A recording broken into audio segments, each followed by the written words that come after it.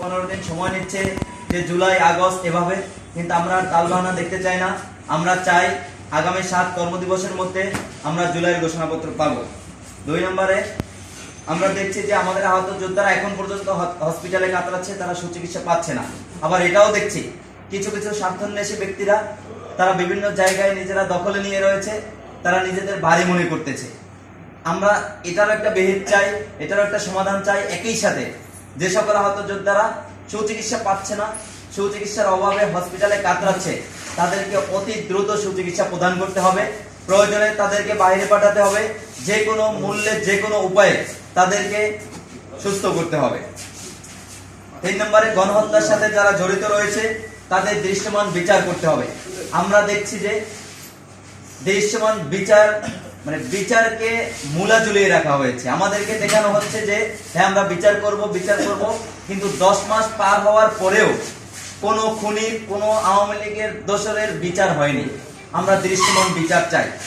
আমরা দেখেছি যে 350 জন এমপি মন্ত্রীর মধ্যে কয়জনকে গ্রেফতার করেছে, সেখান থেকে কয়জনকে বিচার আওতায় এনেছে, অথচ আমরা দেখছি যে তাদেরকে একই রুমে রাখা হচ্ছে, তাদেরকে এমন জায়গায় রাখা হচ্ছে যে তারা মানে যখন বের হচ্ছে তাদেরকে কোর্টে হাজির করা হচ্ছে, তারা হাসতে হাসতে বের হচ্ছে। অথচ আমরা এর ফেসিবাদের আমলে দেখেছি যে আলেমদেরকে বের করা হচ্ছে, আলেমদেরকে একদম ডান্ডা বেরি মানে পরিয়ে বের করা হচ্ছে, তাদেরকে সামনে কিছু দেখতে দেওয়া হয় নাই। আমরা সকল কিছু লক্ষ্য করেছি। তাই আমরা চাচ্ছি যে একদম দৃশ্যমান বিচার করতে হবে, যাতে এই বাংলাদেশে আর কেউ ওই স্বৈরাচার না হতে পারে। তারা যেন এখন বর্তমানের বিচার দেখে তারা মনে করে যে না, এদেশে আর স্বৈরাচারী হওয়া যাবে না। 4 নম্বর, আওয়ামী লীগের দোসররা নির্ভয়ে ঘুরতেছে। যেগুলো রয়েছে আওয়ামী লীগের দোসররা যারা রয়েছে তাদেরকে অতি দ্রুত গ্রেফতার করতে হবে। আমরা দেখি বিচার না হওয়ার কারণে তাদেরকে গ্রেফতার করা হয়, তারা 3 দিন 4 দিন পরে আবার বেরিয়ে আসে। আমরা তাদেরকে এভাবে দেখতে চাই না। তারা বেরিয়ে এসে আবার আমাদেরকে হুমকি দিচ্ছে। আমাদের আহত যোদ্ধারা প্রতিনিয়ত হুমকির মুখে রয়েছে। এই বিপ্লবের যারা সামনের সারিতে ছিল তারা প্রতিনিয়ত হুমকির মুখে রয়েছে। আমরা বারবার হুমকি পাচ্ছি, বাট জনসম্মুখে নিয়ে আসছি না। আমরা জনসম্মুখে নিয়ে আসা মানে আমাদের সাথে যে যোদ্ধারা রয়েছে তারা আরো ভয় পেয়ে যাবে। অতএব আমরা সরকারকে বিনীত আহ্বান জানাবো যে অতি দ্রুত সম্ভব আওয়ামী দোষরদেরকে গ্রেফতার করতে হবে।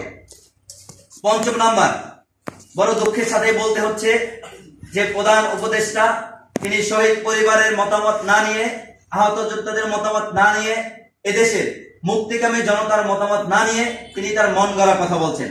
আমরা তার এই মন গড়া কথা তীব্র নিন্দা জানাচ্ছি। আমরা দেখি যে গতকালকে তিনি বলেছেন যে আওয়ামী লীগ নির্বাচনে অংশগ্রহণ করতে পারবে কিনা এই সিদ্ধান্ত উচিত। আমরা মনে করি যে তার এই বক্তব্যকে উইথড্র করতে হবে, অতি দ্রুত তার এই বক্তব্যকে উইথড্র করতে হবে। এর কারণ তার এই বক্তব্য আমার আহত যোদ্ধাদের বিপক্ষে চলে গেছে। তার এই বক্তব্য মুক্তিকামী বাংলার 18 কোটি জনতার বিরুদ্ধে চলে গেছে। তার এই বক্তব্য শহীদদের পরিবারের বা শহীদদের বিরুদ্ধে চলে গেছে। এর কারণ আওয়ামী লীগ এদেশ থেকে, আওয়ামী লীগকে বিতাড়িত করা হয়েছে 5 আগস্ট। 5 আগস্টের পরে আওয়ামী লীগের এই দেশে কোনো নাম গন্ধও নেই। বাংলার জনতা তাদেরকে রাখে নাই। মুক্তিকামী জনতা তাদেরকে বিতাড়িত করেছে। তারা এই দেশের রাজনীতি করতে পারবে না, নির্বাচন তো দূরের কথা। এরপরও আমরা দেখেছি যে আমাদেরকে আন্দোলন সংগ্রাম করে তাদের কার্যক্রমকে নিষিদ্ধ করতে হয়েছে, এবং তারপরে এসেও তিনি নির্বাচনের সন্ধিক্ষণে, নির্বাচনকে সামনে রেখে তার এমন বক্তব্য আমাদেরকে সত্যি মানে খুবই কষ্ট দিয়েছে এবং খুবই ভারাক্রান্ত করেছে আমাদেরকে। আমরা চাই যে তার বক্তব্য তিনি উইথড্র করবেন। আমরা দেখেছি আরো কয়েকজন উপদেষ্টা তারা তাদের মন গড়া কথা বলছেন এবং আহত যে যোদ্ধারা রয়েছে তাদের সাথে দ্বিমত পোষণ করে বক্তব্য দিচ্ছেন। আমাদের পরিকল্পনা উপদেষ্টা তিনিও মন গড়া দলীয় বক্তব্য দিচ্ছেন।